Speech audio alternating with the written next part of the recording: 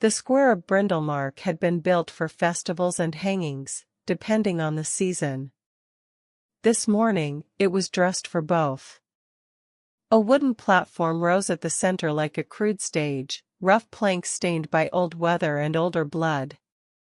Sheriff Aldrich stood beside it in his polished breastplate and wolf fur cloak, basking in the attention of the gathered crowd. Today, the platform held a man. "What are they doing, Aunt Alera?" Lisa whispered, standing on the toes of her scuffed boots to peer around the shoulders in front of them. "Staying too long in the cold," Alera murmured, nudging the girl back from the press of bodies. "Keep your head up." She would have slipped away if she could. The air in the square was thick with smoke from pitch torches and the sour scent of unwashed wool and fear. A jittery excitement crackled through the villagers, bright and feverish, setting her teeth on edge. Men jostled for a better look, women clutched shawls tighter. Someone was already selling mulled ale from a bucket as if this were no more than a harvest show. Alera tried to focus on the cobbles at her feet. Her gaze went to the platform anyway. The prisoner towered over Aldrich, even with his shoulders bowed under the weight of iron. Chains coiled around his bare chest and ribs, biting into skin marked by dark, swirling tattoos. His wrists were joined in front of him by thick cuffs rubbed raw with rust and dried blood. What was left of his trousers clung in torn strips to his thighs, revealing more bruises than whole flesh. He should have looked broken. Instead, he stood like some wild animal dragged down from the mountains, swaying on his feet but not quite falling. "Brindlemark." Aldrich's voice rang over the noise, smooth and theatrical. "Behold your prize." A northern savage from the outlawed Wolfborne clans, caught trespassing on the king's own road. The words Wolfborne clans sent a shiver through the crowd, a hiss of curses and warding gestures. Mothers tugged their children closer. A man near Alera spat on the ground. His pack was given 3 days, Aldrich went on, pacing the edge of the platform. 3 days to bring ransom and beg the king's mercy. The sun has risen and set thrice, and no gold, no riders, no messages have come. A low murmur rolled out from the onlookers, part relief, part dread, part hungry satisfaction. Alera felt it passing through her like a chill wind. She should leave. She had poultices steeping over low coals, and a dozen winter coughs to tend before dusk.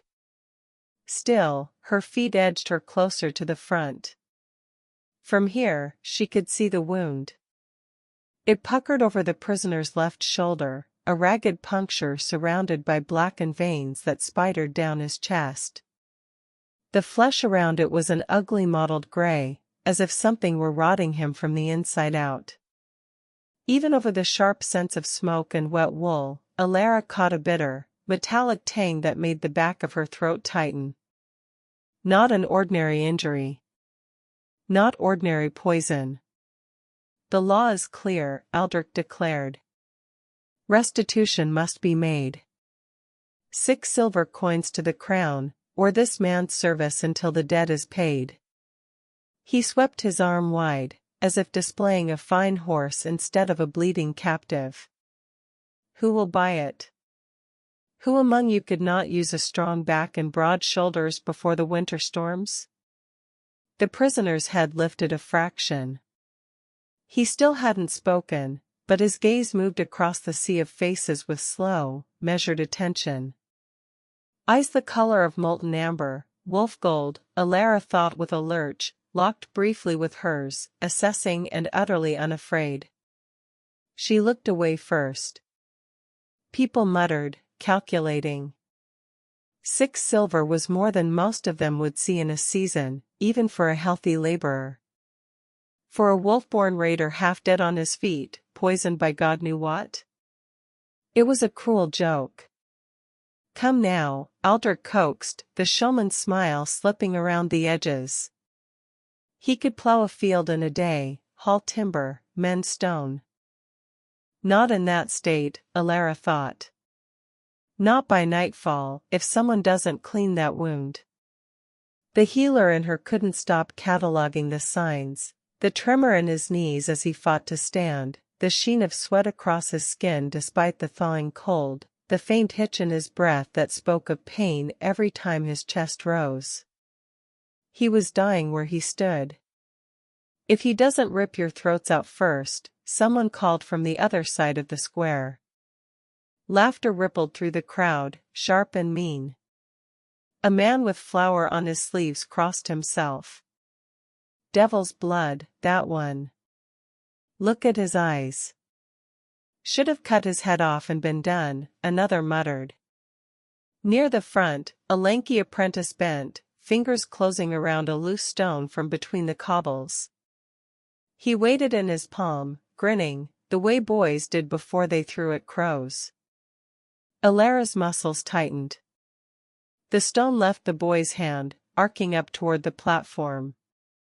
The Wolfborne didn't even flinch. He simply watched it come, eyes still that cold, burning gold, as if he were measuring the crowd as carefully as they measured him. And that is where her story truly begins. Subscribe now so you're here for every turn this story takes. The stone struck the prisoner's ribs with a dull, ugly thud. A hiss of satisfaction went through the crowd. The boy who'd thrown it puffed up, glancing around to see who'd noticed his courage. Aldrich laughed with them, all easy camaraderie. "Steady your arm next time, lad," he called. "The king always needs good bowmen." Alera's hand closed around Lisa's shoulder before the girl could shift toward the front. "Don't move," she said quietly. Lisa tilted her head back, eyes wide beneath the rim of her hood. He didn't even flinch. "No," Alera agreed. Her own stomach had clenched at the impact, but the man on the platform had merely absorbed it, the chain at his throat clinking faintly. Sweat broke along his brow. His breathing hitched once and steadied. He was holding on by shards. Aldrich raised his hands for silence, letting the noise die down to a hungry murmur. 6 silver, he repeated, strolling back to the prisoner like a showman at a fair. 6 silver to any man who wants him. Think about it. Strong as 3 of your sons put together. Loyal, too, once the law has broken him in. No one answered. A few men shifted, the way people did when they wished they had what they did not.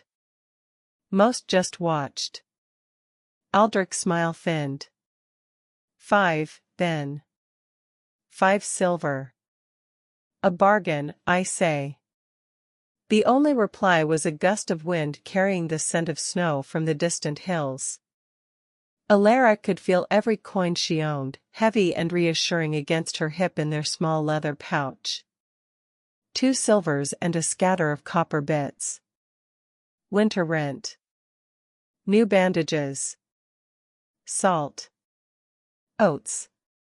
4, Aldrich said, his tone sharpening.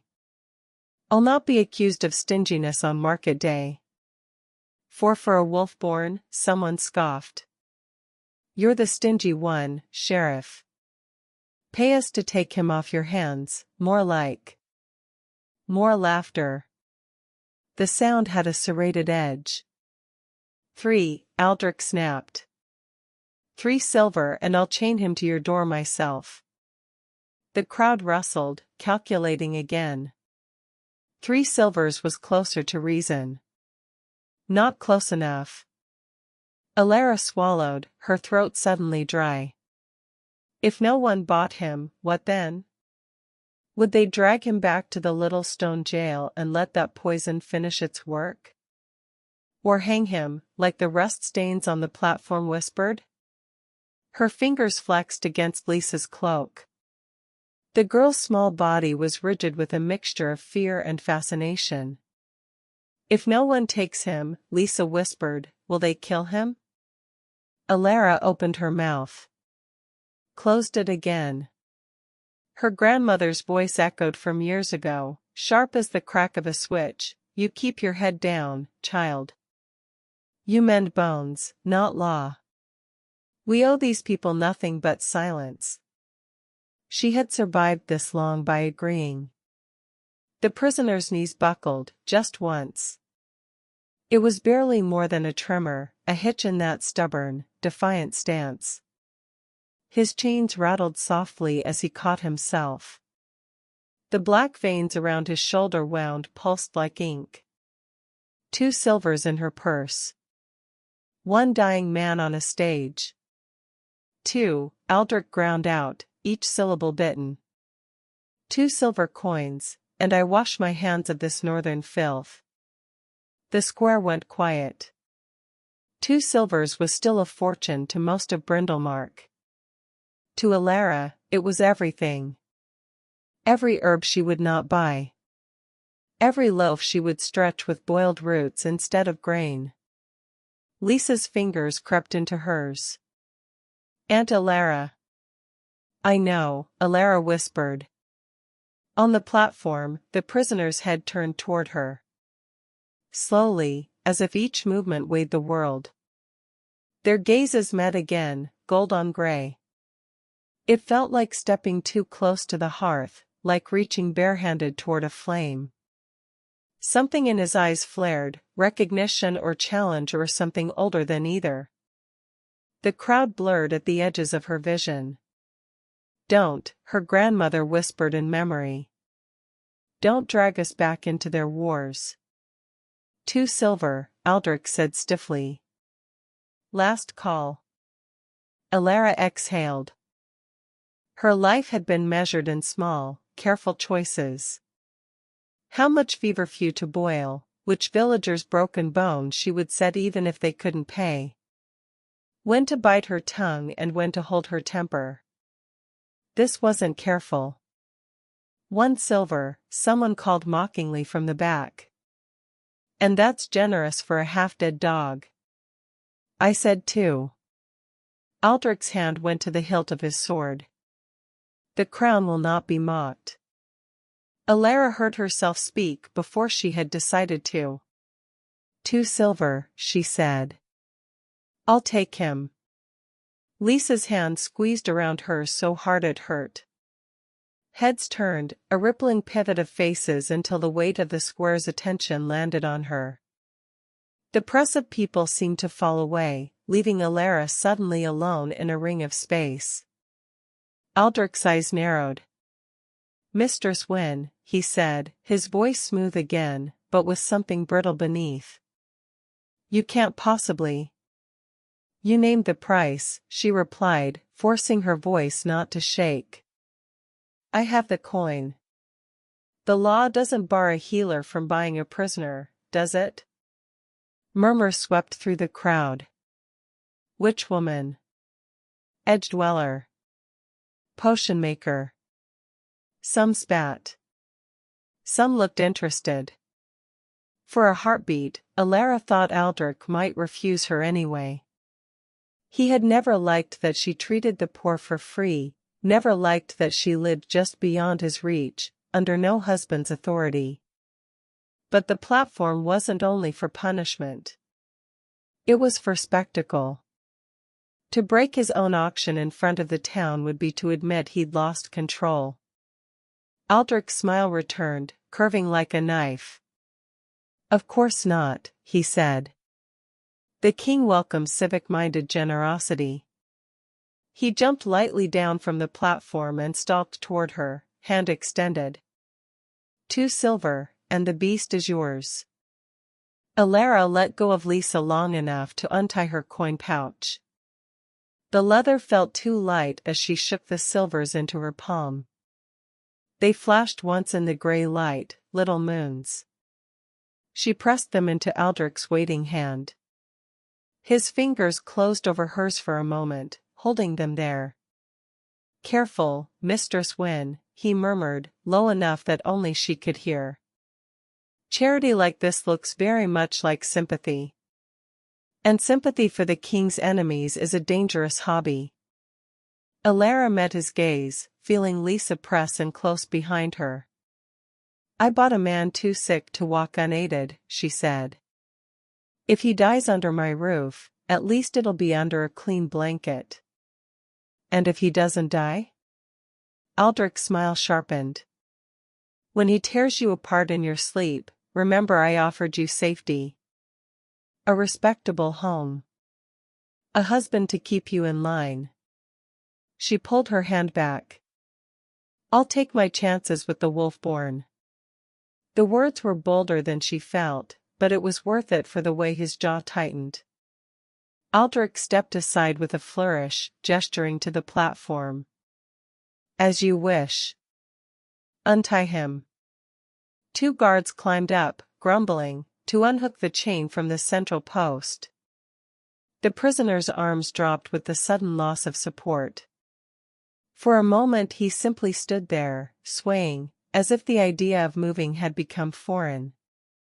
Come, Alera said softly, moving to the foot of the steps.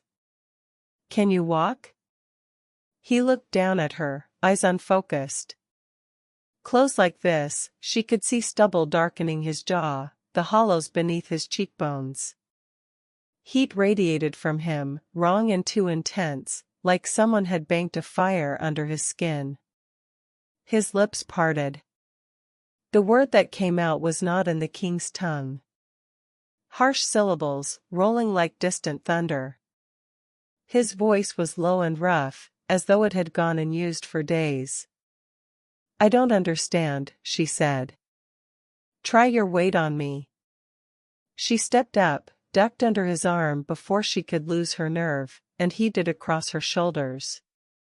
The sheer mass of him staggered her. Lisa darted in on the other side, hands braced against the prisoner's ribs. The crowd parted with mutters and poorly hidden smirks as Alera half-dragged, half-guided the Wolfborne alpha down the steps and into the muddy street. Witch'll wake with her throat chewed, someone called. Save us all trouble if she does, another replied. Alera kept her eyes ahead. Lisa kept glancing up at the man they supported, face pale but stubborn. He's very tall, she whispered once, as if this were an observation of the weather. He's very heavy, Alera muttered back. They inched through Brindlemark's crooked lanes. The sheriff's men watched them go from their posts, some with pity, some with open amusement.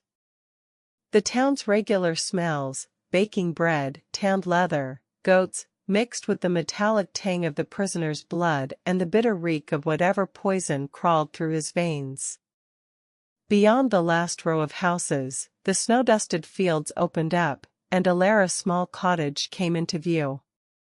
Stone walls crouched under a thatched roof, a thin thread of smoke curling from the chimney. Dried herbs hung from the eaves, innocent as any housewife's kitchen charms to casual eyes.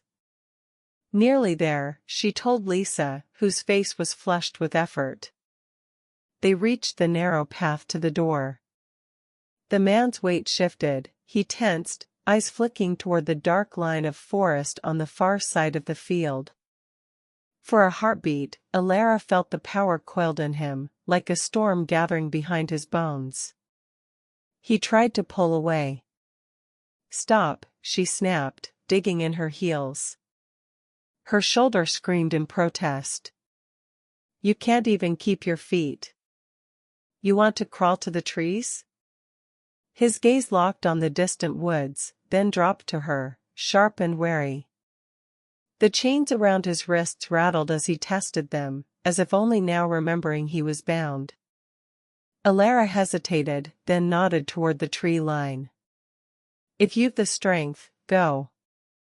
I won't chase you. Lisa stared at her. Aunt Alera. Quiet, Alera said gently. The Wolfborne swayed, breathing hard. Muscles bunched under her hand. For a moment she thought he might drag both of them toward the forest out of sheer stubbornness. Then his injured leg buckled, and they all went down. Alera hit the frozen ground hard enough to knock the air from her lungs. Lisa yelped. Chains clanged as the prisoner crashed to his knees beside them, catching himself on his bound hands. He stayed there, hunched, chest heaving, head bowed. The black veins around his wound throbbed ominously. Alera pushed herself up, wincing. "That's enough heroics for one day," she muttered. "Lisa, open the door. We'll manage from here." Getting him inside was a blur of awkward shoving and half-lifted limbs. They wrestled his bulk through the low doorway, past the hanging bundles of herbs and the cluttered work table, to the pallet near the hearth. The room filled with his heat, his scent, metal, smoke, something wild and cold beneath the fever. Alera and Lisa finally managed to topple him onto the pallet. The chains clattered against the stone floor, the pallet creaked. Lisa staggered back, panting. Is he going to turn into a wolf in here?"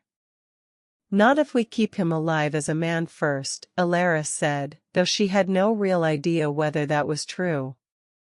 She brushed damp hair from her forehead and knelt beside the pallet. "Fetch the kettle from the stove, love.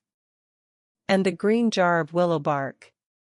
Lisa scrambled to obey, grateful for tasks. Alera set to work. She cut away the remaining tatters of his shirt and leggings with quick, efficient snips, ignoring the heat of embarrassment that climbed her neck. This was a body, not a man, she told herself. Muscles, bones, wounds. Nothing more. But it was hard not to notice the sheer breadth of his shoulders, the ridged scars that crisscrossed his chest, the way his abdomen rose and fell with each labored breath. He had lived a life written in violence. She focused on the wound. The puncture was deep, the flesh around it discolored in a way she'd never seen. Black lines traced through the veins like spilled ink, branching out toward his heart. Her fingers tingled when she hovered them above the skin, as if drawn and repelled in equal measure. "Willow bark," Lisa said, thrusting the jar into her hands. "Good." Alera set it aside with a cluster of dried yarrow and a pinch of ground silver leaf. "Now the clean clothes. And stoke the fire. I'll need boiling water." As Lisa busied herself, Alera drew a slow breath. "You can still throw him back to Aldrich," some small, practical part of her whispered. "Say you miscounted your coin. Say he's too far gone. Let the law finish it." Instead, she laid her palms over the ruined flesh. A prickling warmth rose under her skin, just as it always did when she mended bones or eased fevers, but stronger, sharper. It licked along her fingers, up her wrists, as if something inside her were waking and stretching after a long sleep. "Not now," she muttered under her breath, as if scolding a wayward child. "We're doing this the usual way." She ground the herbs, mixed them with hot water into a paste, and pressed it to the wound. The blackness recoiled, writhing like smoke in reverse. The man groaned, muscles knotting under her hands. "There," she said softly. "Breathe. Let it draw the poison out." She could not stop the trickle of power that slipped past her control. It seeped through her fingers, a faint golden warmth that sank into his skin and met the poison head-on. Where they touched, something hissed. Pain stabbed behind her eyes. She gritted her teeth, forcing herself to pull back before the magic could take her with it. "Enough," she whispered, dizzy. "That's all I can give you." The fever heat under her palms eased by a fraction. The man's breathing steadied into something less ragged. Lisa hovered nearby, clutching a stack of folded cloths. "Aunt Alera?" "I'm fine," Alera lied. "Just tired."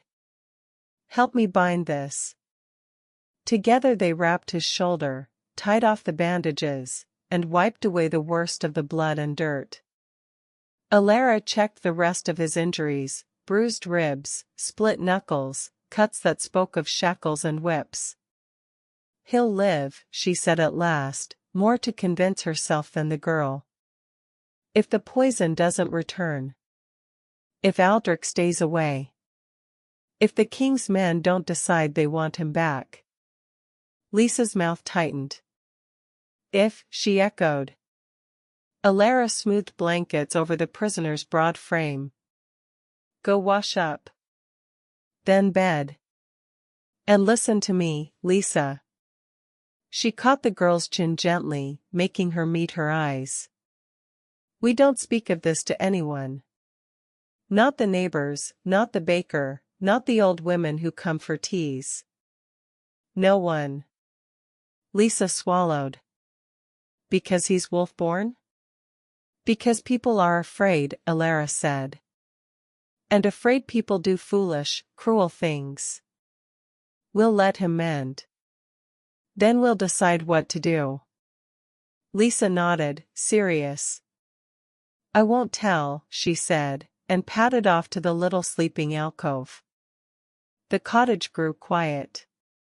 Outside, the last light faded from the fields. Inside, the fire popped and hissed in the hearth, throwing a warm glow over the stone walls and the rows of jars filled with dried herbs and strange roots. The man on the pallet lay motionless, his chest rising and falling, lashes dark against his cheeks. Alera sank into the low chair beside him, exhaustion seeping into her bones. Her shoulder throbbed from the strain of supporting his weight, her head ached from the brush of magic against that black poison. Her gaze drifted to his face. Without the harsh lines of pain, he looked younger. Not young, he had too many scars for that, but less like a monster and more like a man who had borne too many winters. What am I going to do with you? She murmured. He did not answer. At some point, her eyes closed. She dreamed of snow and distant howls, of a red moon hanging low over black pines. Of golden eyes watching her from the edge of the trees. When she woke, the fire had burned low, a bed of red coals under soft ash. The cottage was dim, shadows pooling in the corners. For a moment she didn't know what had pulled her from sleep. Then she heard it. A rough, strangled breath. Alera jerked upright. The man on the pallet was no longer lying still. His hands clenched in the blankets, chains biting into his wrists. Sweat shone on his skin. His head tossed, lips moving in words she couldn't catch. Easy, she said, pushing out of the chair, reaching for the cup of cooled willowbark tea she'd left on the table. You're safe. Drink this. It'll. His eyes snapped open. They were no longer the dulled amber of earlier, clouded by fever and pain. They burned, bright and unnatural, a molten gold that seemed to catch what little light the room held and trap it. Alera froze. The hair on the back of her neck rose, prickling. Ronan, he rasped, the word claws on his tongue. Whether it was a name or a curse, she didn't know. He moved with startling speed for a man half dead hours before. One moment she was standing at the edge of the pallet, the next his hand shot out, catching her wrist. His grip was iron, hot as a brand. Let go, she said, heart pounding. You're injured. He sat up in a single, fluid motion, dragging her closer. Chains clattered, a harsh metallic music. The teacup slipped from her fingers and shattered on the floor. He stared at her, breathing hard, nostrils flaring as if he were scenting the air around her. The gold in his eyes deepened, swirling with something like recognition and hunger and awe all tangled together. Alera, he said, And this time he used her name in the king's tongue, the syllables rough but clear. She should have been terrified. She was terrified. But there was something else under it, a strange, pulling sensation in her chest, as if some invisible thread had been hooked behind her ribs and was being drawn toward him. "You need to lie back," she managed, trying to tug her hand free. "You're not well. You." His other hand came up, framing her face with surprising gentleness for someone so strong. Calloused fingers brushed her jaw. His eyes darkened, pupils widening. "Mine," he whispered. The words slid through her, hot and cold at once. He pulled her closer still, until she could feel the heat of his breath against her throat. His nose skimmed along the skin there, inhaling like a man starved of air. "Stop," she said, or tried to. The protest came out as a whisper. Her body went rigid, then strangely loose, as if something had reached inside and turned the bones to water. Her heart thundered. Her hand came up, meant to push him away, and instead curled against the hard plane of his shoulder. Teeth grazed her skin. Pain followed, sharp, white, shocking. He bit down, just above the curve where neck met shoulder, not hard enough to tear out a chunk, but deep enough to pierce. Alera gasped. Heat roared through her in an instant, flooding every vein. It felt like boiling water poured into glass, like the first breath after nearly drowning, but the air burned as it filled her. Her magic leapt to meet it. For years she had kept it banked, a small, steady glow she used to knit bones and ease fevers. Now it flared, wild and furious, rushing toward the intrusion like a storm. Images flashed behind her eyes, moonlight on snow, wolves racing through trees, a stone circle under a bloody sky. A man with her blood on his lips, kneeling, bound. Then it all went white. The pressure of his teeth eased. The world tilted. She dimly felt herself being lowered back into the chair, his hands shaking as he pulled away. "Alera," he said again, voice breaking on her name. Her vision blurred. The bite throbbed, pulsing with each heartbeat, each pulse sending waves of heat through her body. She clapped a hand over the wound, fingers coming away slick with blood. "You bit me," she managed. His golden eyes were wide now, shock and horror chasing the last of the feral gleam. "Couldn't stop," he said, the words dragged from somewhere deep. "Moon, blood, mate." He slumped, all at once, as if the thread holding him upright had been cut. He fell back onto the pallet, chains clinking, eyes rolling shut. The cottage went very quiet. Alera sat there, hand pressed to her neck, the world shuddering around the edges. Her heart hammered against her ribs. Every breath scraped like glass. Then the real pain began. It started at the bite, a searing burn that dug claws under her skin and spread. Fire raced along her veins, down her arm, across her chest. She doubled over, choking on a cry. Her magic surged in response, instinctive, trying to push the invading force back. Golden warmth clashed with savage heat, two storms colliding inside too small a space. Her bones ached as if someone were forcing them into a new shape. Her fingers curled, nails biting into her palms. The room swam. No, she thought wildly. No, stop. She lurched to her feet and stumbled toward the wash basin, meaning to splash her face, to clear her head. Her legs gave out halfway there. She hit the floor on her knees, then her side, cheek pressed to cold stone. The cottage seemed to spin around her, walls breathing in and out. From somewhere far away, she heard Lisa call her name, footsteps pounding. couldn't answer. Breath came in ragged gasps.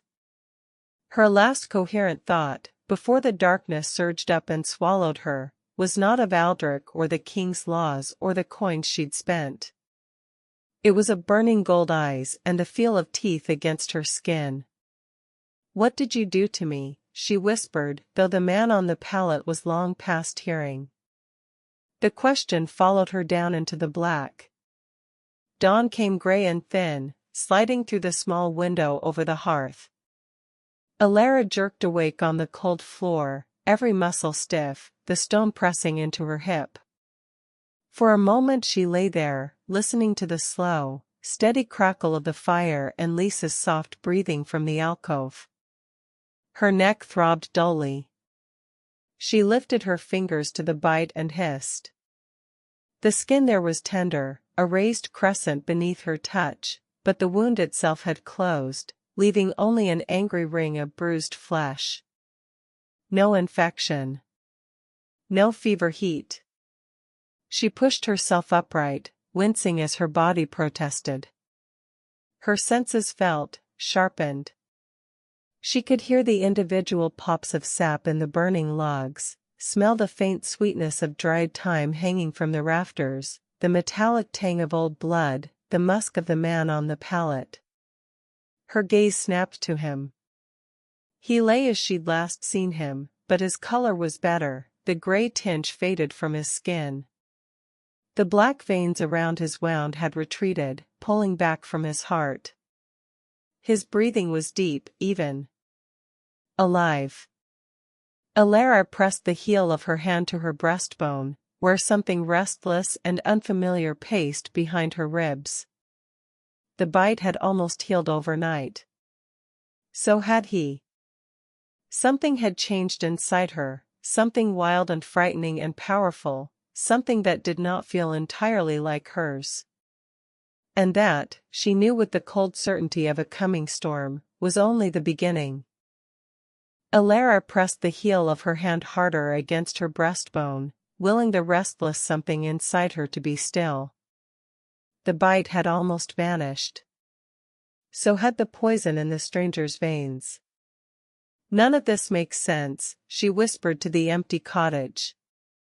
From the pallet, the man, Ronan, he had called himself, exhaled in a slow, even rhythm that tugged at the edges of her attention. Once she noticed it, she couldn't unnotice. Each breath seemed to echo faintly in her own lungs. When his chest lifted, hers wanted to follow. When it paused, her heart stumbled. She shook herself and stood, joints complaining. The room felt too loud. She could hear Lisa turning over in her sleep behind the curtain, the faint scratch of a mouse behind the wall, the drip of snowmelt from the eaves outside. Every scent was sharp: ash, thyme, leather, the warm musk of Ronan's skin under old blood. She clamped down on a flare of irritation that rose for no reason at all. "Stop it," she muttered, to herself, to her magic, to the invisible thread that now seemed to run between her and the stranger.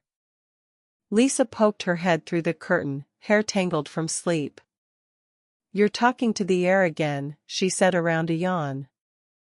Her gaze dropped to the hand Alera still had pressed over the bite. "Does it hurt?" Alera forced her fingers away. "It's nothing. Kitchen accident." "With his teeth?" Lisa's eyes went wide. "I heard a noise in the night. I thought maybe he was fevered." Alera cut in quickly. "Didn't know what he was doing. And I'm standing here, aren't I?" "For now," Lisa said darkly, but she shuffled all the way out, hugging her blanket. "He looks better." He did. That was the worst of it. The angry web of black veins had shrunk to a dark halo around the bandaged wound. His color had returned. The lines of pain etched at the corners of his mouth had smoothed. "He shouldn't be healing this fast," Alera said under her breath. Because of the poison? Lisa asked. Because of any poison. Alera rubbed her temples. Fetch water, please. And keep your distance. If he wakes again, I don't want you near his reach. Lisa frowned, but obeyed. Alera set about checking his pulse, his temperature, the bandages. Her hands shook when they hovered near the bite on her own neck, so she pretended not to notice. Each time her fingers brushed his skin, that strange answer thrum stirred in her chest. Not magic, not exactly. More like standing over a deep well and hearing your own voice echo up from the dark. She snatched her hands back. You're not mine, she told the unconscious man. Whatever you think. By midday, the ache behind her eyes had sharpened to a spear. She bumped her hip against the table for the third time and hissed. Lisa dropped a bundle of kindling by the hearth. You're cross, she observed. I have a headache. You never have headaches. Alera opened her mouth to argue and found herself staring instead at her own hands. The skin over her knuckles shimmered faintly, as if something under the surface caught the firelight and bent it. She curled her fingers into fists. The shimmer faded. We're not talking about this, she said. Lisa's chin jutted forward. You always say that. We don't talk about this, we don't show that, we don't let them see you do anything strange. She mimicked Alera's voice with alarming accuracy. Alera. The name in another voice, a memory, low and harsh, slid over her thoughts like a shadow. She squeezed her eyes shut. Do you remember, Lisa pressed, when I fell out of the oak tree and my arm went the wrong way? You didn't have bandages, you didn't have a splint, but you touched it and there was that glow and then. Enough. The word came out sharper than she meant. Lisa flinched. Guilt stabbed through Alera. She sighed and sat down heavily on the nearest stool. I remember, she said more quietly. I remember what grandmother said after. Lisa hesitated. About witch hunters? Alera nodded. The old woman's voice came back with painful clarity, words dragged from between ruined teeth. You keep it small, girl. You keep it quiet. There were fires once, remember that. There were ropes. We are alive because we are boring. But if you can help people, Lisa began. And if helping gets us both killed? Alera countered. Silence pressed between them. Outside, someone shouted, a distant bark of laughter. Alera could hear every syllable, even though the sound came from the village road, far beyond her fields. The world felt too close, too sharp, as if her skin no longer fit. Her fingers drifted to the bite again. What if, Lisa swallowed. What if what he did woke it up? The thing in you. Like tipping a lantern. Alera's mouth went dry. She had been very careful, all her life, to use only as much of her gift as a common herbalist might. A little extra warmth in a poultice. A touch more luck in a broken bone setting clean. But when Ronan's teeth broke her skin, she had felt everything ignite at once. Help me, she said suddenly, standing. If I'm right, we're not done with this poison yet. They moved to the pallet together. Alera knelt, ignoring the protesting ache in her bones. She peeled away the bandage. The wound below pulsed like a bruise, dark and sullen. I'm going to try something, she said. Something, witchy? Lisa whispered. Alera gave her a flat look. Something necessary. If I say stop, you run to the village and tell them a stray dog bit me and I'm raving. Do you understand? Lisa swallowed, then nodded. Alera drew in a long breath and laid her palms over Ronan's shoulder. He'd answered before she called it. Power surged from the place behind her ribs, racing along her arms, pooling in her hands. It no longer felt like a small, obedient flame. It felt like a river that had found an old, dry channel and decided to flood it. Golden light seeped from her skin, faint but visible even in the thin winter afternoon. Lisa's breath hitched. The poison reacted. It convulsed, striking up through his flesh like a snake. Darkness met gold, hissed, pushed back. Pain knifed through Alera's hands, up her arms, into her chest. She gritted her teeth, holding steady. Out, she snarled at the blackness, though it had no ears. You don't get to have him. The room shrank to the circle of her palms, the clash of forces. Somewhere far away Lisa was saying her name. Somewhere even farther, Ronan groaned. Sweat trickled down Alera's temples. Her vision rimmed in white. The darkness shuddered, broke. A thread of it tore free and vanished, leaving the flesh beneath a shade less black. Alera sagged, the magic yanking out of her as abruptly as it had come. The golden glow blinked out. Her stomach heaved, the world tilted. She pitched sideways.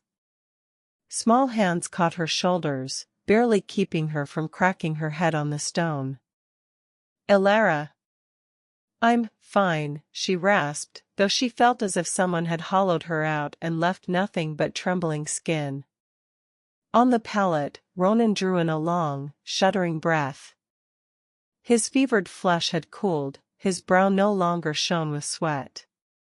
The invisible thread between them thrummed in relief that wasn't wholly hers. See? Lisa whispered, eyes huge. You did it. You really are. Don't say it, Alera croaked. Don't ever say it where walls can listen. But in the aching thump of her heart, a different truth settled. The bite hadn't just woken her magic. It had tangled it with his. They should have had more time. Rumor, however, was faster than healing. By the next morning, someone had already seen the wolf devil carried from the square and not returned to the jail. By noon, Aldrich had heard mutters about the strange light glimpsed in Alera's cottage window. By dusk, a rider in royal colors clattered up to the sheriff's house, frost in his hair and an urgent letter in his satchel. Alera only knew about any of this when a mailed fist pounded at her door hard enough to rattle the hinges. She and Lisa both jumped.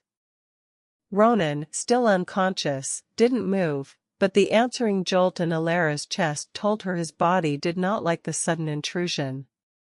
Alera Wynne, a voice barked. By order of His Majesty's alchemist, open this door.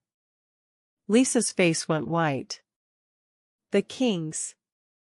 I heard. Alera wiped her hands on her apron, forcibly smoothing her expression. Back room. Now. And don't come out unless it's me. But. Now, Lisa. The girl vanished through the curtain. Alera waited until she heard the soft click of the hidden latch in the floorboard, her grandmother's last legacy, before she went to the door. She unbarred it and pulled it open. 2 soldiers in the king's blue stood on her step, breath steaming in the cold. Between them, in a heavy fur-lined cloak, a man of middle years peered past Alera's shoulder with sharp, assessing eyes. He was not tall, nor broad, but there was something about him that made the space on the threshold feel suddenly crowded. His hair was iron gray at the temples, his hands stained with faint yellow and green smears that no amount of washing had removed. Master Corvin Hale, he said, dipping his head the barest fraction. His Majesty's alchemist. His gaze flicked over her, down to the faint bruise at her throat, then back to her face. You have something of mine. I have nothing of the king's, Alera replied carefully. Only a patient who could not stay in the jail if you expected him to live. Hale's mouth curved, but there was no humor in it. And yet live he does. Fascinating. He pushed past her without waiting for an invitation. The soldiers followed. Alera swallowed her protest and shut the door. Her heartbeat thudded in her ears. Hale moved through the small cottage like a man inspecting a curiosity cabinet. His eyes grazed over the herbs, the jars, the snug little hearth. Then they landed on Ronan. The alchemist went very still. Chains still bound Ronan's wrists. His chest rose and fell in that deep, steady rhythm. The blackness around his wound had shrunk to a narrow ring. Impossible, Hale murmured. He stepped closer, reaching out as if to touch, then checked himself. Aldrich said the poison took well.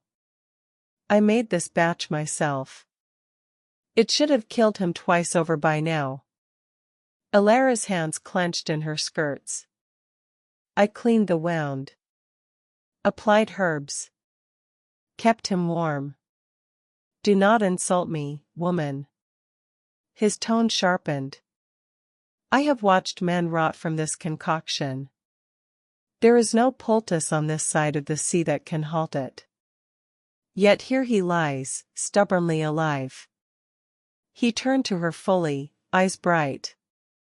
What did you do? Alera thought of golden light spilling from her hands, of darkness hissing as it burned. My work is no concern of the crown, she said. On the contrary. Hale smiled thinly. The crown has invested considerable time and silver in ensuring the wolf plague no longer threatens our borders. If you have stumbled upon a way to resist my work. He cut himself off, as if surprised by his own candor, then continued blandly. The king will be eager to see it. You will come to the outpost laboratory and demonstrate your methods. I have patience, Alera said. They can sicken without you for one afternoon. And if I refuse? Hale's eyes chilled. Then I will assume treasonous intent.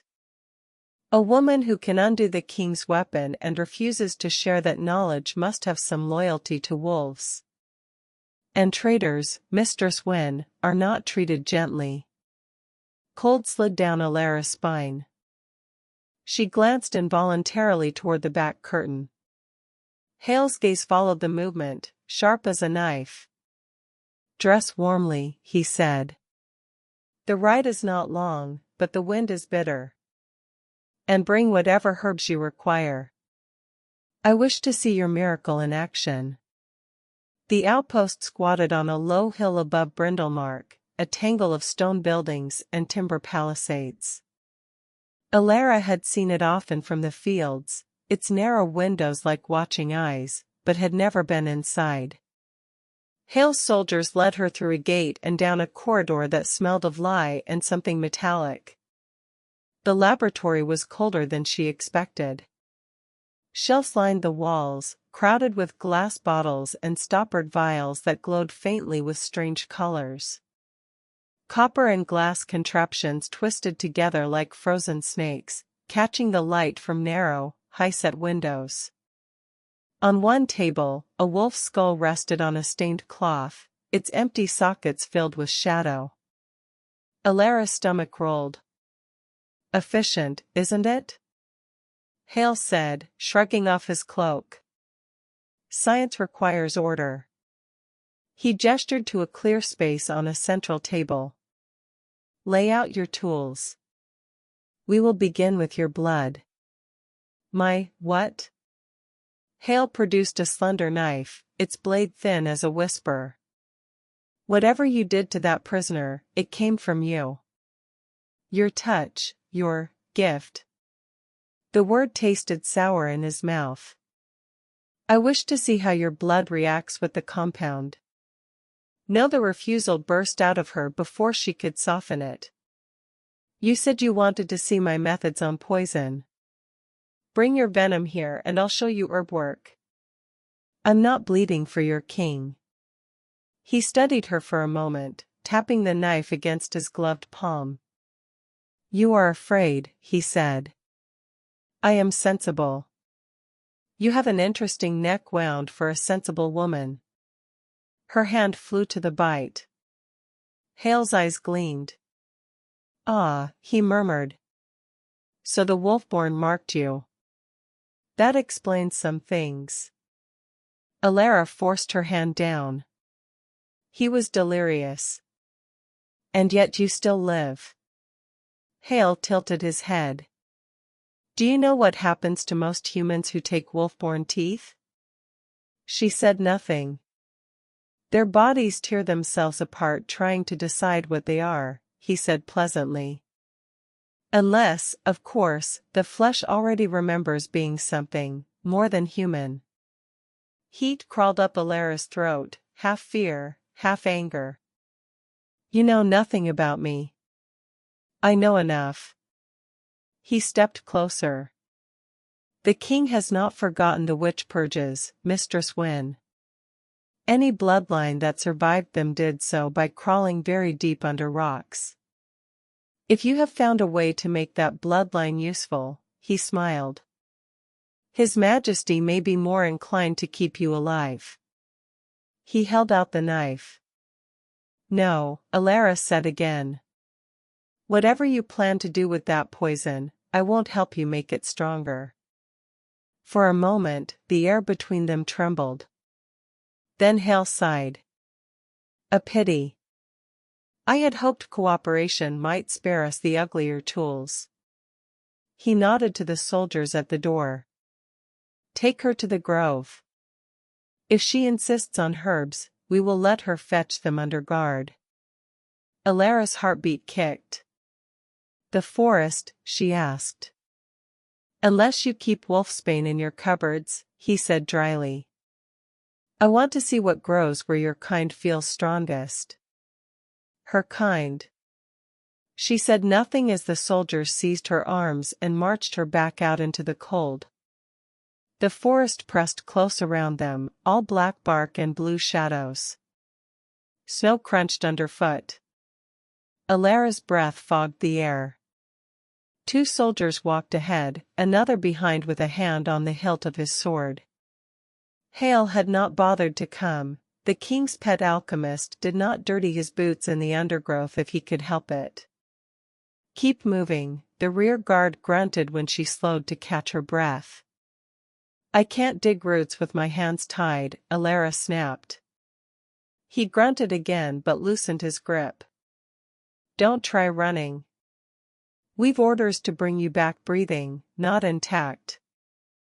Branches scraped Alera's sleeves as they pushed through a thicket. Her head pounded. The invisible thread that bound her to Ronan vibrated with distant unease, like a plucked string. She staggered. A different voice cut through the trees. That's far enough. Sheriff Aldrich stepped out from behind a pine, cloak brushing the snow. The soldiers stiffened. Sheriff. Master Hale said. Master Hale is busy peering at his bottles, Aldrich drawled. He asked me to ensure our little hedge witch didn't wander too far from the path. He moved closer, dismissing the trees with a glance. You may go, he told the soldiers. I'll see her back safely.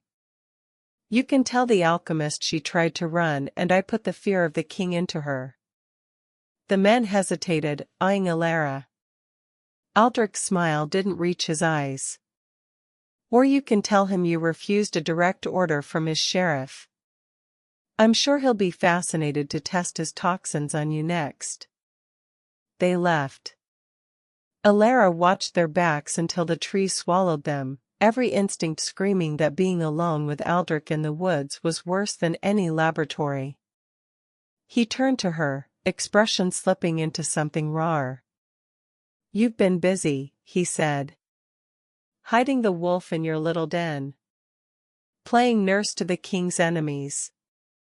Making the dead stand up again." "I made no one stand," Alera said. "I only kept him from falling." Semantics. He stepped closer. "Do you know how long Hale's been perfecting that brew?" "Years. The king's been hungry for a way to rid himself of the northern pests for longer than you've been alive.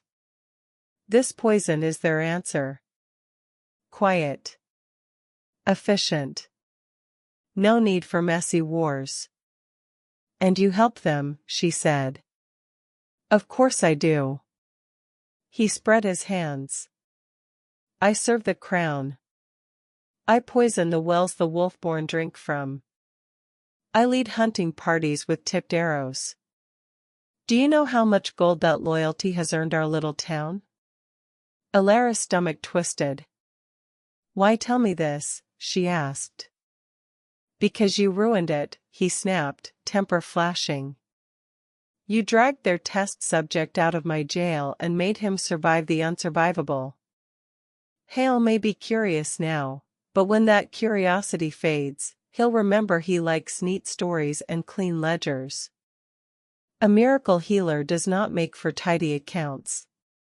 He stepped so close she could smell the sour wine on his breath.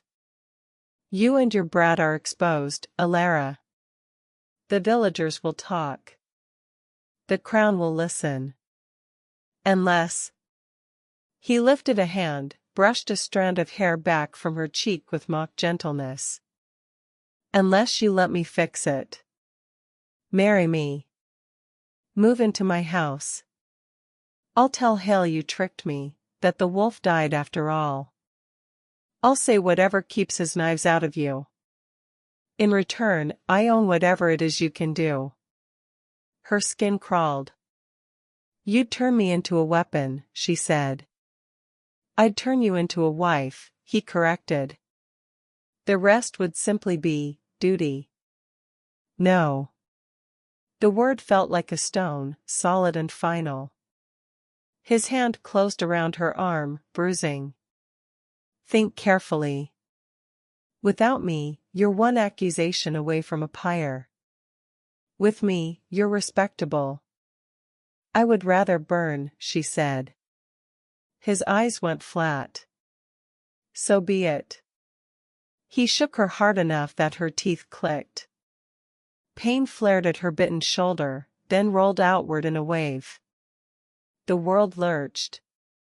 Something inside her snapped, not quite bone, not quite magic. A white-hot line of agony speared down her spine. Her knees buckled. "Alera?" Aldrich's grip tightened, alarm flickering across his face. "What are you?" She didn't hear the rest. Her body seized, arching, muscles locking.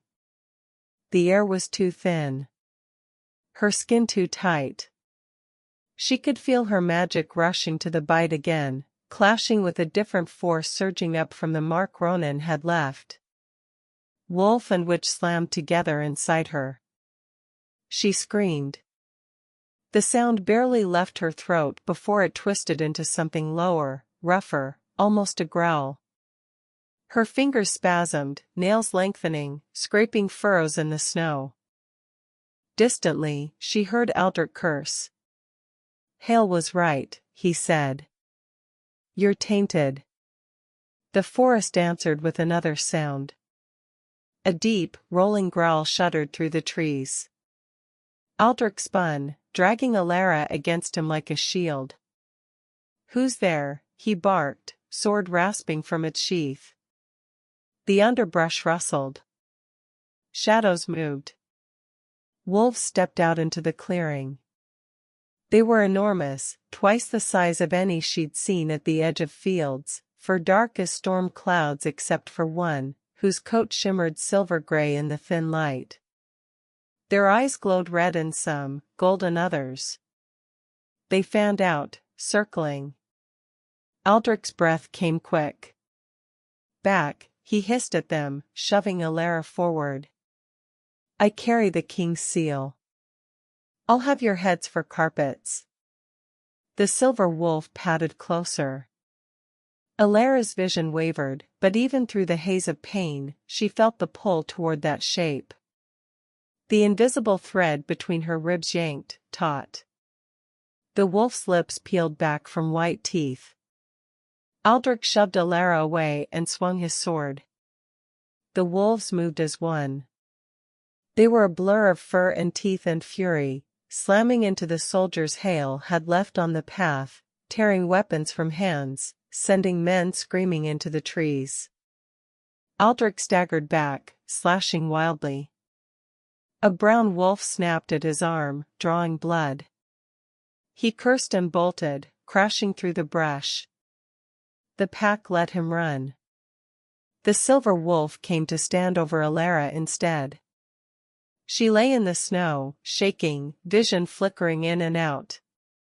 The wolf's paws were enormous beside her hand.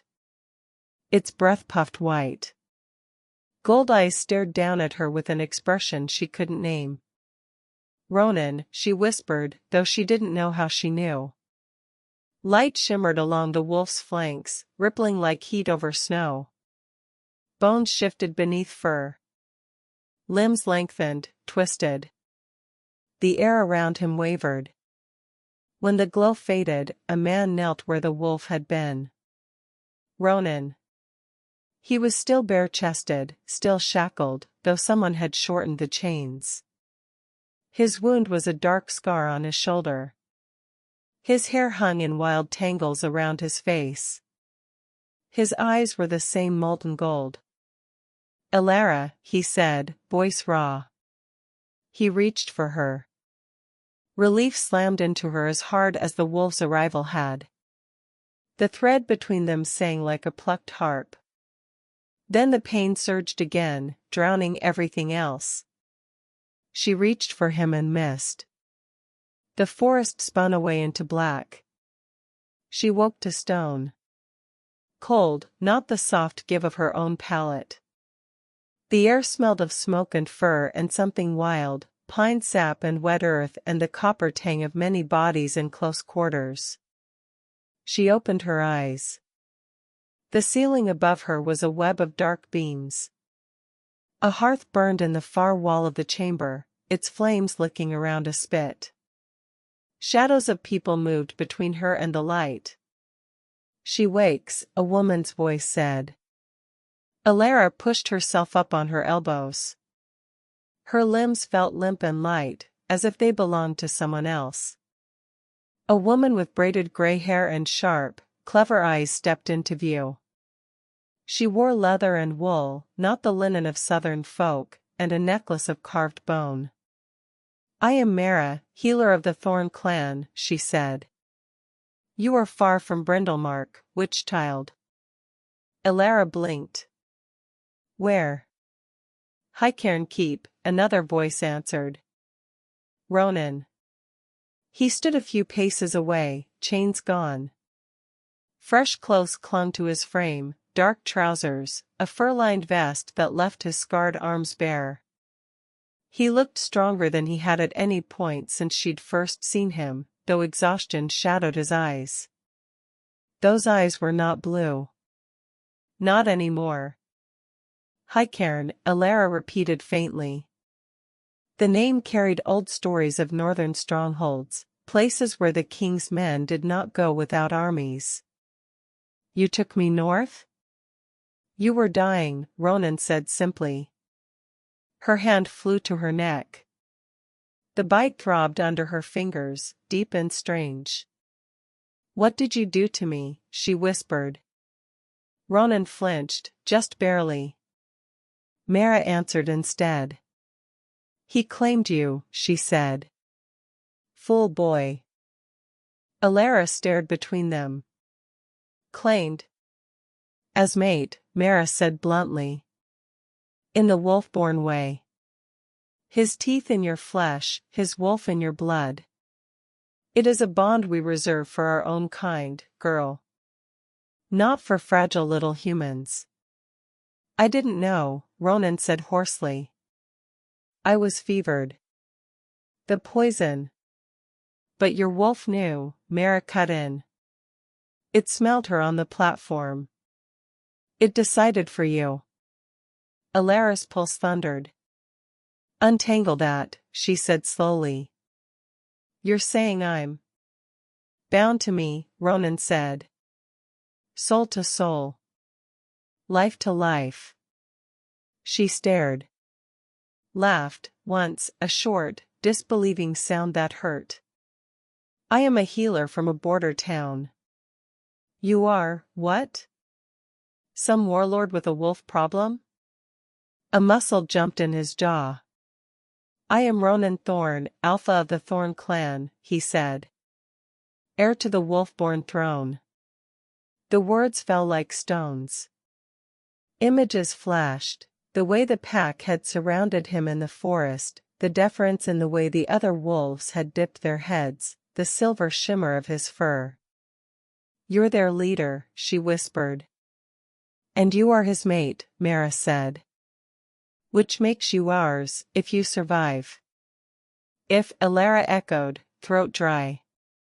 Mara's gaze softened, just a fraction. Your blood is not ordinary, child. I smelled it the moment Ronan staggered into my hall with you in his arms. Old power rides it. Which power? When his wolf's mark met that, they did not blend. They fought. Alera thought of the agony in the forest, magic and something else tearing at each other inside her. So what happens to me? She asked quietly. Either the wolf wins, Mara said. It eats the witch and you change. Or the witch burns the wolf out and you remain what you were, if your body does not break from the strain. She shrugged, as if discussing weather. Most die before either side wins. Ronan made a rough sound, as if the words struck him physically. Mara, he said warningly. She ignored him. Your seizures will get worse. The next might twist bone. The one after that might stop your heart. There is only one chance I know that might keep you alive. Alera forced herself to meet the healer's eyes. What chance? The blood moon rite, Mara said. An old ritual. Dangerous. It opens the path between wolf and witch, forces them to meet on ground neither owns. If you accept the wolf, if you stop fighting it, you might become something new instead of a corpse. And if I don't accept it? Then you will be dead, and this conversation will be a waste of breath. Ronan stepped forward. She doesn't have to take that risk, he said. The bond was my doing. I'll petition the council to cut it cleanly. I'll pay the price. Mara's brows rose. You'd ask for severance? That hasn't been done in generations. The cost is my concern, he growled. Alera's head spun. Stop, she said. Stop deciding which way I die without asking me. Silence fell. Ronan's jaw worked. I am trying, he said, more quietly, not to watch you die at all. He looked at her then, really looked, and for a moment she saw past the alpha, past the wolf, to the man who had swayed on a wooden platform, refusing to fall. I felt you, he said. Across the square. In the jail. On that pallet in your cottage. My wolf howled the first time your scent reached him. I should have left you. I should have begged for death before I bit you. I did neither. His voice roughened. For that, I will pay whatever price I have to. Even if it's my own life. Her chest tightened. Don't you dare, she said, surprising herself. He blinked. Alera. I did not spend my last 2 coins to watch you throw yourself on a sword out of guilt, she snapped. If anyone gets to decide what this bond does to me, it will be me. Do you understand? Mara's mouth twitched, as if resisting a smile. Good, she said.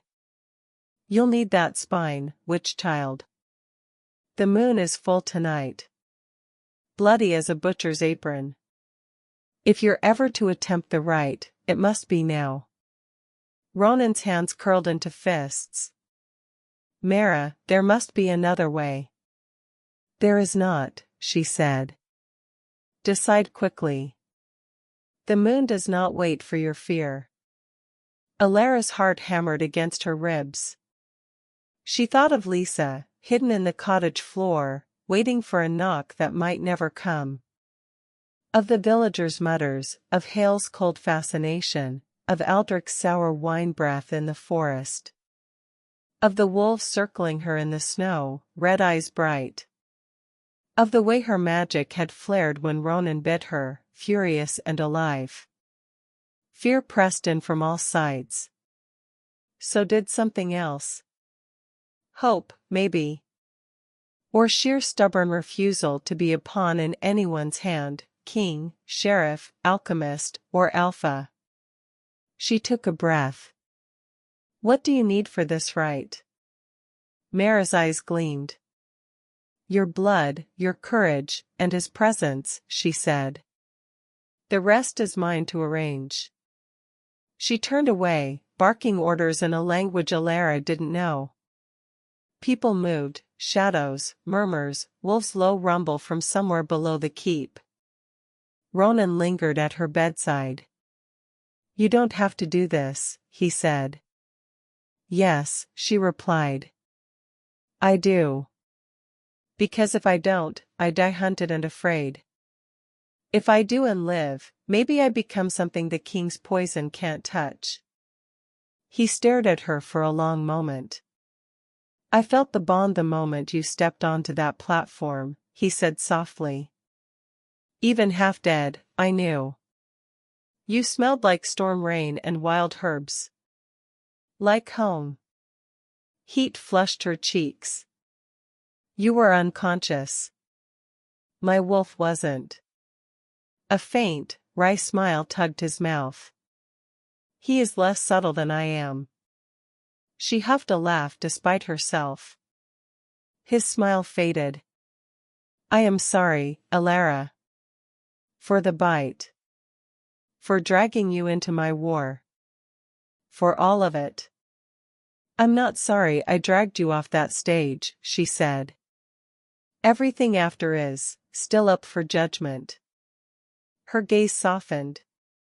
If I live, we'll argue about it properly. And if you don't? Then you'd best make sure Lisa is safe. Her throat thickened at the thought. And you can spend the rest of your long wolf life regretting you wasted time on apologies. He bowed his head, as if taking an oath. I will guard her with my life, he said. And I will regret every breath you are not here to steal from my lungs. Something warm and terrifying twisted in her chest. Then let's try not to make it necessary, she said. The ritual chamber lay deep beneath high cairn, carved into the living rock. Torches burned in brackets along the walls, smoke curling toward a hole cut in the ceiling through which a slice of sky showed red with the rising blood moon. The floor was etched with sigils, circles and spirals, wolf tracks and strange knots. In the center, a stone slab waited, worn smooth by time and use.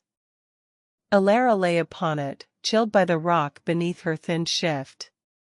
Mara stood at her head, chanting in the Wolfborne tongue. Around the edges of the chamber, shadows moved, clan members watching with solemn faces, some human, some halfway to wolf. Ronan knelt at Alera's side, his hand wrapped around hers so tightly their knuckles were white.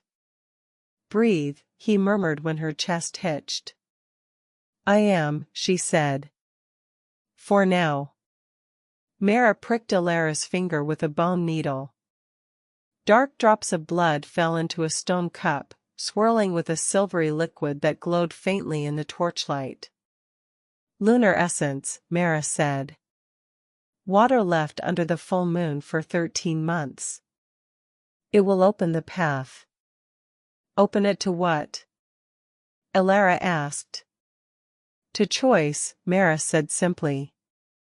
She lifted the cup to Alera's lips.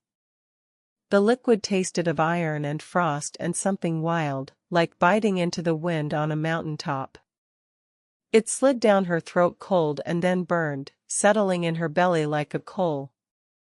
Her magic rose to meet it. The bite throbbed, answering. Heat flooded her veins, followed by a chill so deep it felt like drowning in snow. Her spine arched. Breath slammed from her lungs. Stay with me, Ronan said, voice tight. She tried. The wolf inside her uncoiled, shaking off chains. It rushed into her limbs, her bones, her teeth. Her witch power flung itself against it, a golden blaze. They collided in her chest. Pain exploded. She screamed. The sound echoed off stone, mingling with the low howl that rose from the wolves around the room. Her fingers clawed at the air, nails lengthening, then shrinking. Her legs twisted. She felt her bones shift, then snap back, caught between shapes.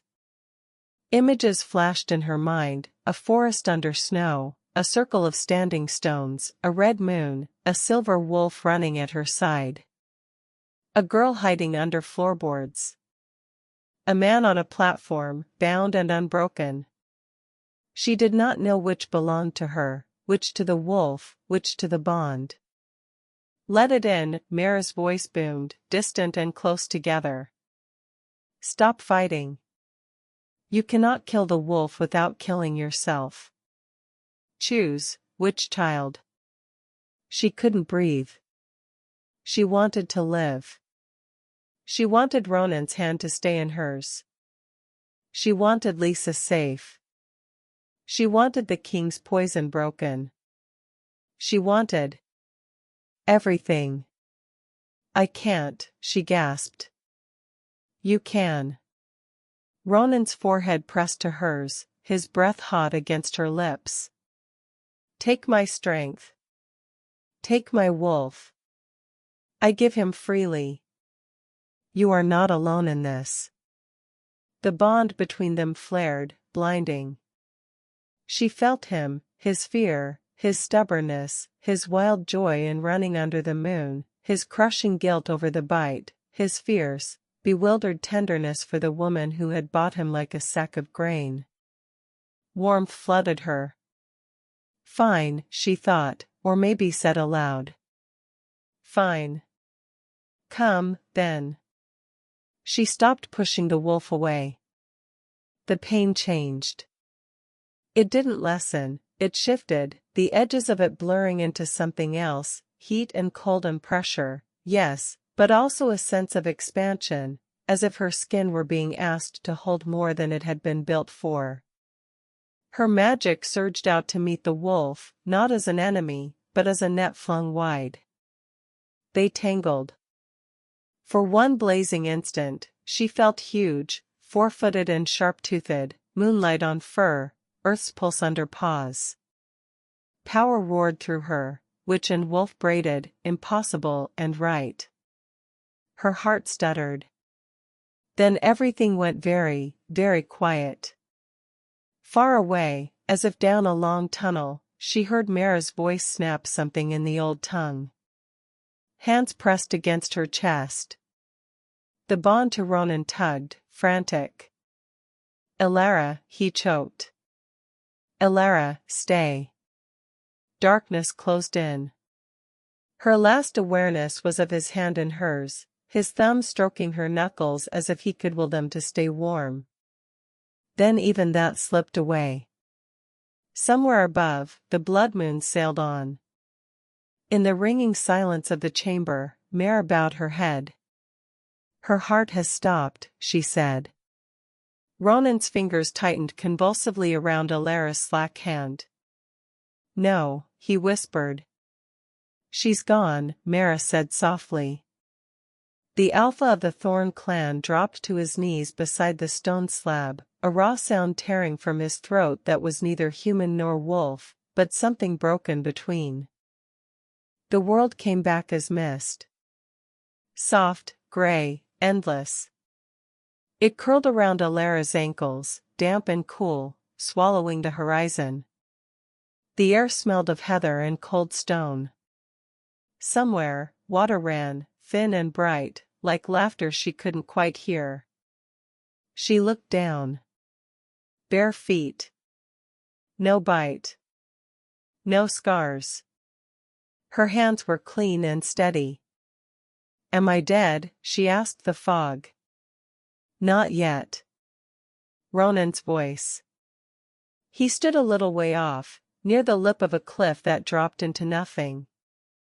No snow, no trees below, just a vast, furled darkness, like night made into a sea. He wore no chains here. The wind tugged his hair back from his face. His eyes were blue again, the color she'd first seen from the edge of Brindlemark Square. And she understood him perfectly, though his mouth shaped an older tongue. Where are we? She asked, moving toward him. The mist resisted, clinging to her calves. Between, he said. Your heart stopped, Alera. Mine didn't want to let go. He tried for a smile. It didn't reach his eyes. She stopped a few paces from him. So this is, what? The road to the beyond? A crossroads. He gestured to the dark gulf. You can fall, if you wish. Or you can claw your way back. My wolf dragged you here when the right tore you apart. His jaw flexed. I didn't realize until too late that I might have killed you. You didn't mean to, she said. I bit you. His gaze dropped to her throat, unmarked in this place. I dragged you north. I asked you to drink blood and moonlight. Intent does not erase consequence. Then why are you here? He hesitated, looking past her at the endless gray. To say goodbye. And to pay the price. An uneasy chill settled in her stomach. What price? The one Mara warned me of, he said quietly. An alpha may ask the council to cut a mate bond. It can be done if both wolves agree. If one is dead, his shoulders lifted, fell. There is another way. Life for life. They will take my head at the sacred grove. My blood on the stones will sever the tie. You will go on, unbound. She stared at him. You think killing yourself fixes this?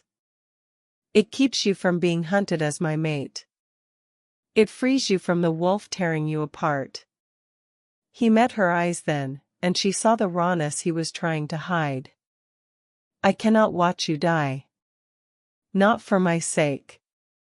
I won't. The simple admission hit harder than any speech. You barely know me, she whispered. My wolf knew you before my mind did, he said. He lifted his head in that stinking jail when he scented your herbs on the wind. He howled when you stepped onto the platform. I fought him. I lost. I am not sorry you saved me, Alera. I am only sorry I dragged you into this war. The mist stirred, carrying the faint echo of wolves' howls. Understanding slid into place with quiet, terrifying clarity. The bond wasn't a chain put on her by a stranger.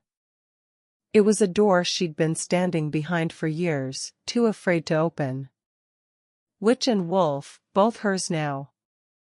It wasn't the bond that wanted her dead. It was her fear of becoming something new.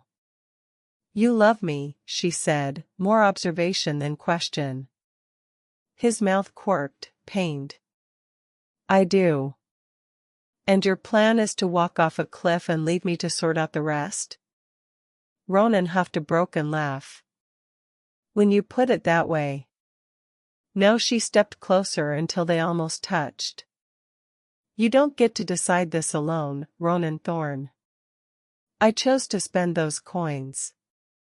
I chose the ritual. If there's atonement to be paid, we'll pay it by breathing. His hand lifted, hovered by her cheek, then settled there, warm and calloused. If you go back, he said, it will hurt. More than before.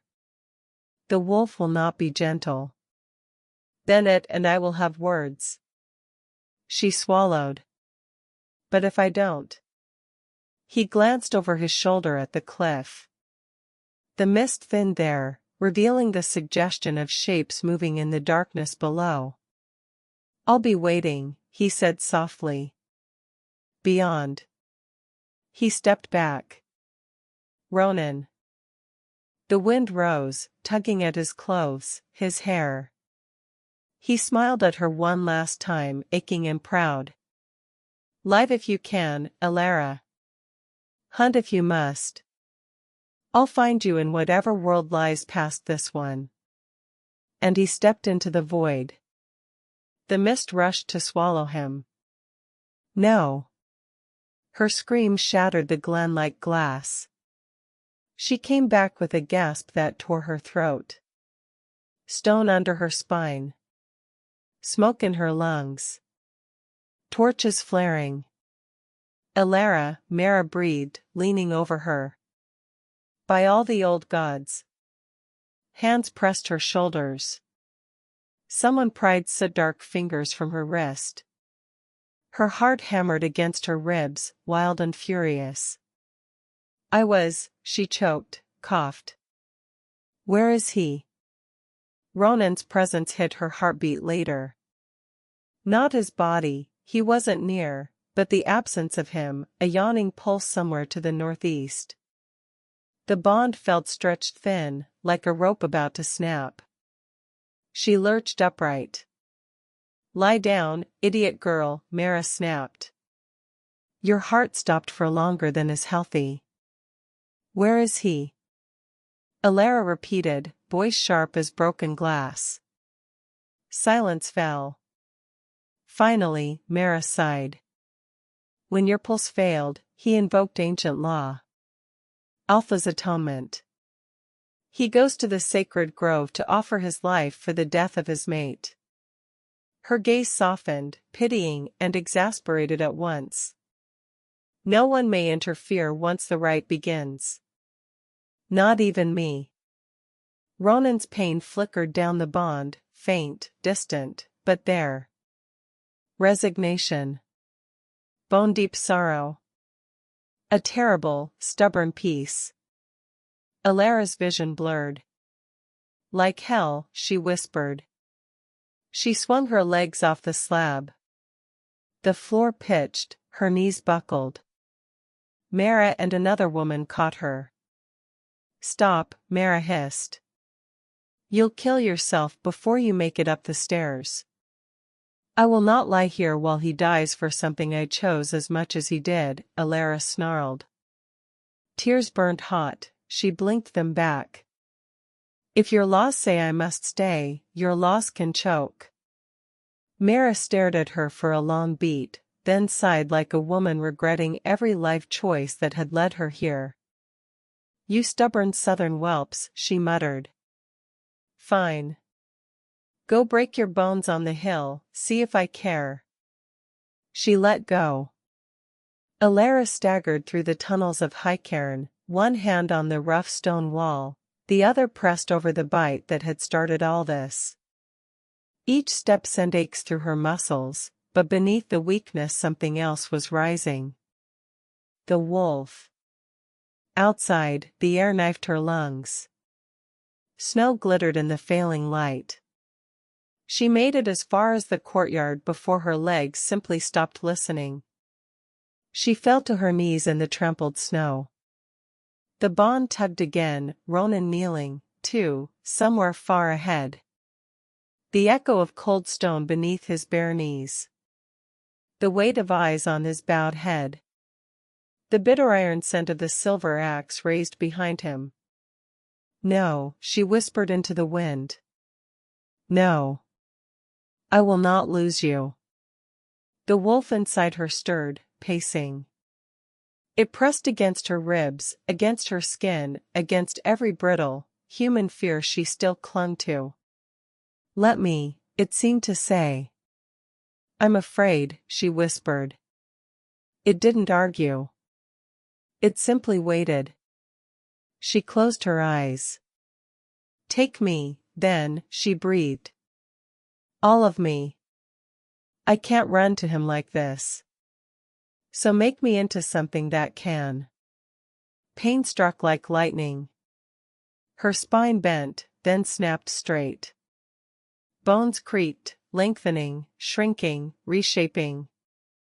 Her hands clawed at the snow as her fingers fused, nails curving into claws. Fire roared in her blood, not the tearing kind from before but a forging heat, burning away anything that didn't belong. She screamed once, then the sound deepened into a howl. Fur surged along her arms, across her back, down her legs, silver white, catching the thin light. Her senses exploded outward. Every smell, every sound, every breath of wind became painfully vivid. When the agony ebbed, she stood on 4 paws. She looked down at herself, at the white fur dusted with snow, at the shadows of gold in her own reflected gaze in the ice, and laughed inside her skull, breath puffing white. She was enormous. Strong. The world no longer loomed over her. It flowed around her. Ronan's presence flared along the bond, bright and close now that she had fully opened to it. The path to him was a line of scent and heartbeat and shared breath. She ran. Trees blurred past, gray and black. Snow flew under her paws. Her lungs dragged an air that tasted of pine and distant wood smoke, of wolves and fear and the cold tang of silver. The wolf knew the way. She raced through ravines and over frozen streams, always angling toward that bright, pained knot that was Ronan. Each leap ate distance. Each breath drew him nearer. The grove announced itself before she saw it. Old magic thickened the air, heavy as storm clouds. Stone and blood and moonlight, layered over centuries. Wolf voices rose ahead, a low, mourning chant. Alera burst from the trees into a wide clearing. Standing stones ringed the center, worn and massive. Torches burned between them, throwing light across the gathered Wolfborne. Some stood on 2 legs, some on 4, all silent as they watched the figure kneeling in the middle. Ronan. Bare to the waist in the snow, hands bound in front of him, head bowed. His hair hung around his face, hiding his expression. An elder stood at his back, silver axe lifted high, its blade catching the moon. For the blood spilled, for the life taken, the elder intoned. For the mate lost to your reckless bite, the law demands. A snarl ripped from Alera's throat. The circle exploded into motion. She shot between 2 warriors, snow spraying behind her, and skidded to a halt between Ronan and the falling axe. The elder jerked back, barely checking the swing in time. Steel flashed an arm's breadth from her nose. Wolves all around her growled, shocked and uncertain. The human, someone gasped. She lives. She's turned, another murmured, in awe of the words. Alera bared her teeth, hackles up, every muscle ready to tear out the throat of anyone who took one more step toward the male behind her. Alera? Ronan's voice was ragged, disbelieving. She glanced back. His eyes blazed gold, wide with something that hurt to look at. Hope. Terror. Relief so fierce it looked like pain. She huffed once, then did the hardest thing she'd done all day, she let go. The wolf slid back just enough. Bones reshaped, fur retracting, the world shrinking as she rose onto 2 unsteady feet in the snow. Gasps rippled through the grove. Alera stood, blood-smeared and shivering in the cold, but unbowed. Someone thrust a fur cloak around her shoulders, she barely noticed. She faced the elder with the axe. "Ronan Thorn did not kill me," she said, voice carrying in the charged air. "He claimed it was me. And I claim him in return." Murmurs died. The elder's lined face remained impassive. "The law was invoked," he said. "Blood for blood. The Alpha himself. Ancient law also says an Alpha's mate has the right to speak before a sentence." Mara's voice cut in from the ring of onlookers. Her eyes gleamed. "Unless High Cairn has forgotten its own traditions?" The elder's jaw tightened, but he lowered the axe a fraction. "She may speak," he said. "But the debt remains." "Then let me pay it," Alera said. She turned to Ronan. He stared at her as if she were a miracle and a nightmare at once. "You died," he said hoarsely. "I felt you." "Stop apologizing," she told him. "You tried to throw your life away in a dream. I'm still angry about it." A rough, shocked laugh burst from him. He bowed his head, baring his throat to her in a gesture she knew now: surrender, trust, invitation. The wolf inside her surged, delighted. Alera stepped close. The bond hummed, hungry and tender. She inhaled his scent, snow and pine and something fierce and uniquely him, then leaned in and set her teeth in the juncture of neck and shoulder where his pulse beat strong. She bit. Magic roared. The world vanished in a rush of sensation, his mind colliding with hers, his memories tumbling into her own. Running under a northern moon as a boy. Standing on a ridge, king's banners burning in the valley below. The hollow ache of chains. The startled, aching hope when a small human woman in a blue dress stepped forward in a filthy square and said, "I'll take him." In return, she felt him drink in her life, her grandmother's cracked hands, Lisa's laugh, the taste of herbs on her tongue, the terror and wonder of waking with wolf's fire in her veins. Their fears tangled and burned away. In their place, determination rooted, to break the king's poison, to protect the pack, to keep each other alive. The magic settled, weaving witchlight through wolf spirit, bond locking into place with a decisive, satisfying click. Alera drew back. The elder studied them for a long, measuring moment, then planted the axe head down in the snow. "The bond is complete," he said, voice carrying. "Wolf and witch, knitted by blood and moon. The law of atonement yields to the law of union. The sentence is void." A howl erupted from the gathered wolves, wild, exultant, rising into the cold night.